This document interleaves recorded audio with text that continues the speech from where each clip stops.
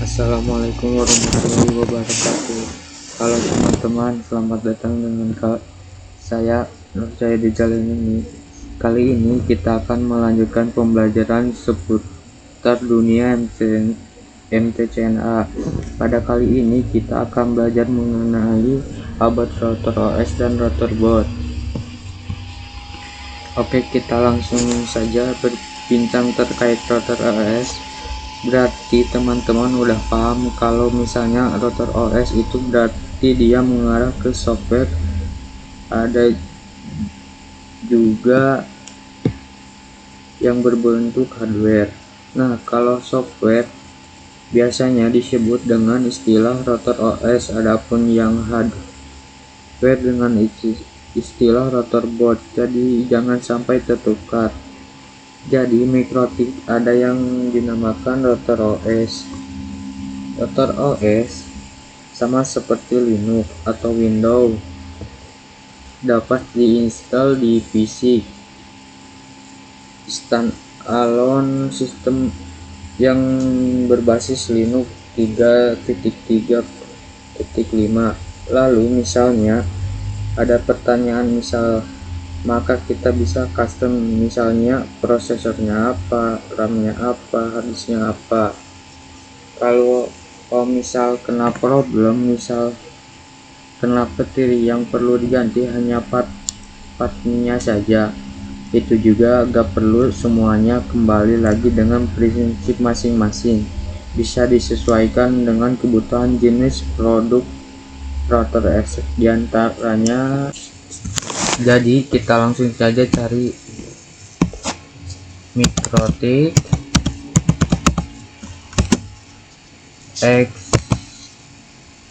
X886 bit.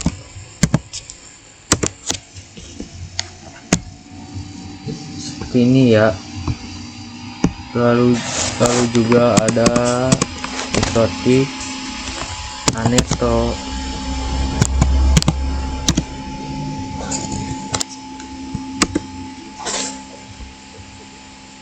kemudian ada Binara,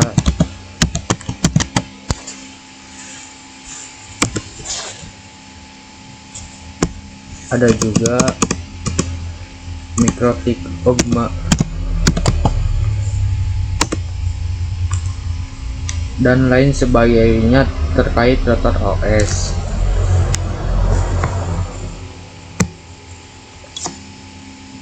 Nah, selanjutnya kita juga akan menyinggung terkait rotor board.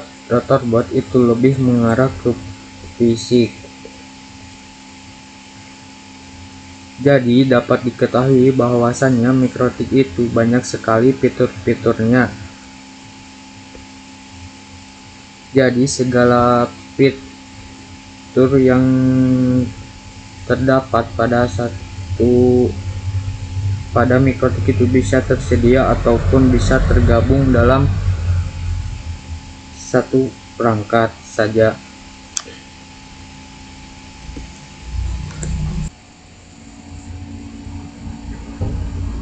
Ataupun dia memiliki perangkat pecahannya. Nanti kita bahas bersama-sama ke depannya.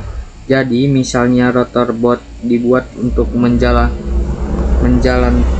sistem operasi rotor OS, jadi jangan sampai bingung ya teman-teman.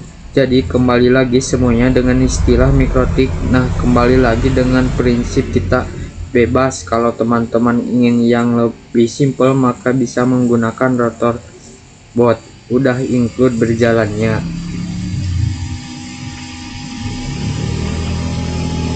Rotor OS dengan segala fiturnya. Adapun kalau misal rotor OS yang diinstal di PC ataupun seluruh, kalau misalnya rotor OS diinstal di PC ataupun seluruh, maka kalian pun custom, misalnya kayak tadi hardware-nya apa, RAM-nya berapa.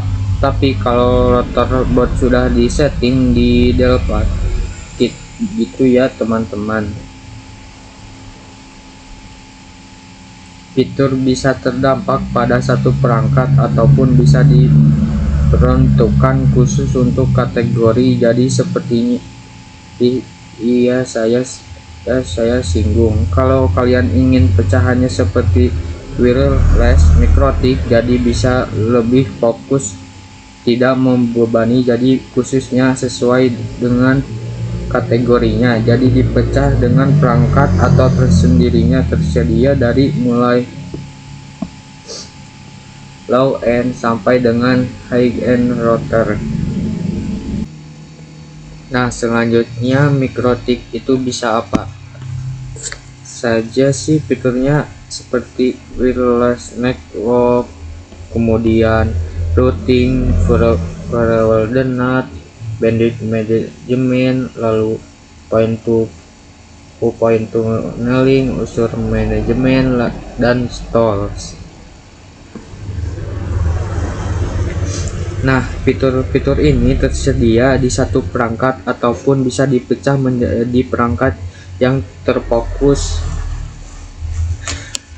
Lanjut kita bahas yang pertama, ada yang namanya support wireless network. Jadi wireless itu nirkabel ya teman-teman. Jadi wireless network sudah tertanam pada mikrotik, dan wirelessnya diperuntukkan untuk indoor, ada yang indoor dan ada yang outdoor. Dengan standarisasi supportnya itu A atau B atau G atau N atau AC ya teman-teman.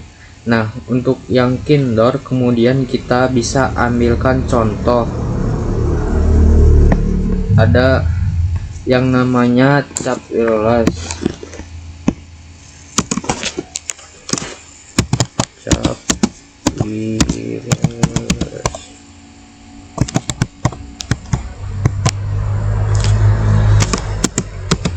mikrotik. Nah, seperti ini ya teman-teman. Adapun yang indoor dan outdoor, ada yang namanya point to tunneling, dan ada yang namanya point to totimoil. Nah, kita sudah membahas wireless. Ada juga fitur lain, ada yang tersedia pada mikrotik, itu ada yang namanya routing,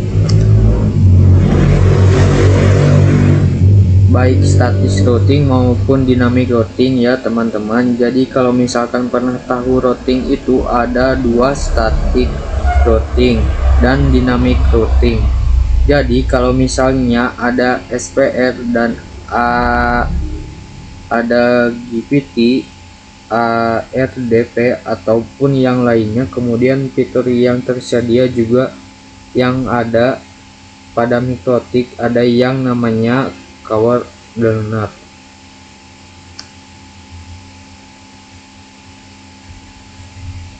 Jadi coordinate mikrotik kita aman, dan juga NAT ini biar klien yang memiliki IP privat mengakses IP ini, jadi memakai fitur-fitur NAT IP deciphered, jadi ataupun sebaliknya ya. Nah, kita ambilkan contoh coordinate ini bisa mengatasi serangan ya teman-teman. Kemudian bisa untuk mengupset ataupun mengatasi serangan internal, kemudian juga bisa tertanamkan protection, lalu bisa juga untuk mengupload sosmed pada jam kerja, lalu bisa juga mengakses YouTube pada ujian kantor, itu pakai coordinate. Nah, kalau ada NAT, jadi udah kita singgung IP address private ataupun publik ataupun sebaliknya. Lanjut pada mikrotik, ada yang namanya QoS atau bandwidth management. Kita atur bandwidth management seperti DHCP berapa seperti itu ya. Nah, lebih bandwidth private lah seperti itu. Jadi misalnya untuk DHCP apa, biar zoomnya aman, nanti di bandwidth biar orang-orang pada enak main gamenya atau enak nugasnya. Nah, ada juga fitur pada mikrotik, ada point to point tunneling. Itu biasa kita dengan jadi PPTP atau ada POP, ESTP dan Open VPN, dan juga IPsec digunakan untuk misal ketika kita menggunakan point to point tunneling, mungkin kalian ada yang remove gitu ya. Dan juga ada yang terakhir, ada yang namanya user management.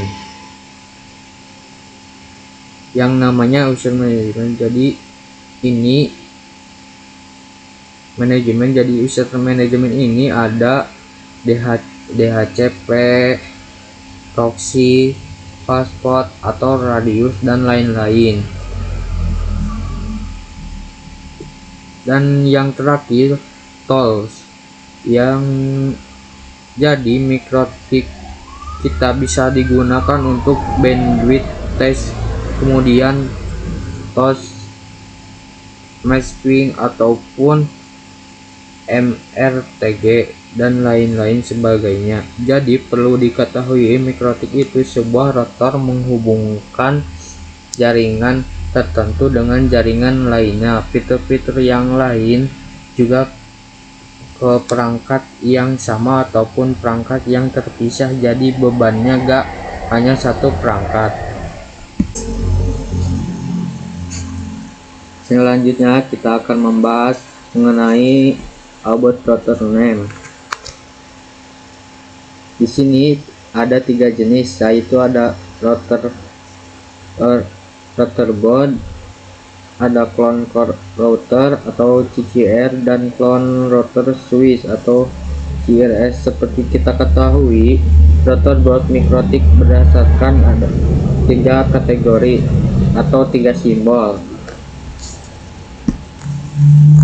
Kita ambilkan contoh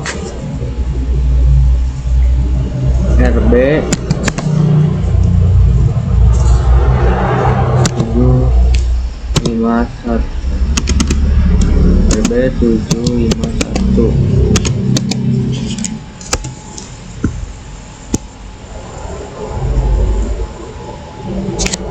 Untuk 7 seri kelas router, untuk 5 jumlah port internal, untuk 1 jumlah slot mini PC atau wireless.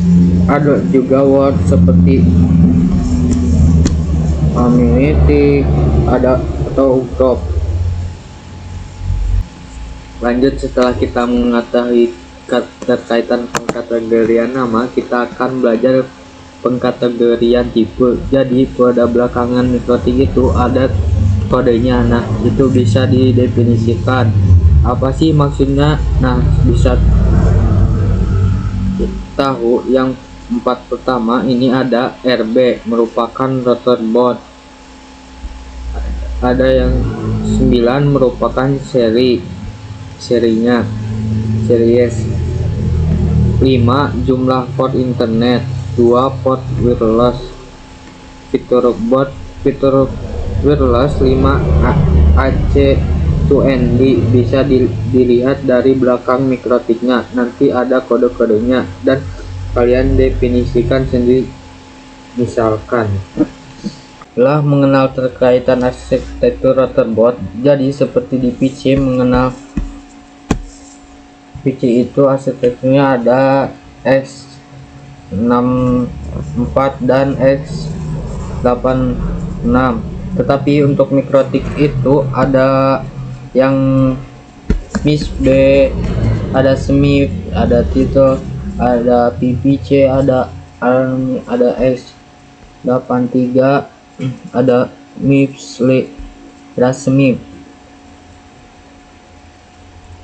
dan lain-lain sebagainya. Untuk perangkat yang saya miliki ada pengkategorian SMIP. Arsitektur ini seperti arsitektur rotor board dibedakan berdasarkan jenis dan kinerja prosesor,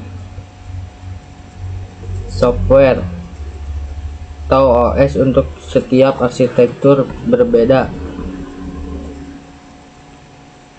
Melihat mikrotik lebih lengkap bisa kalian kunjungi di situs www.mikrotik.com download. Jadi mungkin ini yang saya bisa sampaikan, kurang lebihnya mohon maaf. Terima kasih. Assalamualaikum warahmatullahi wabarakatuh.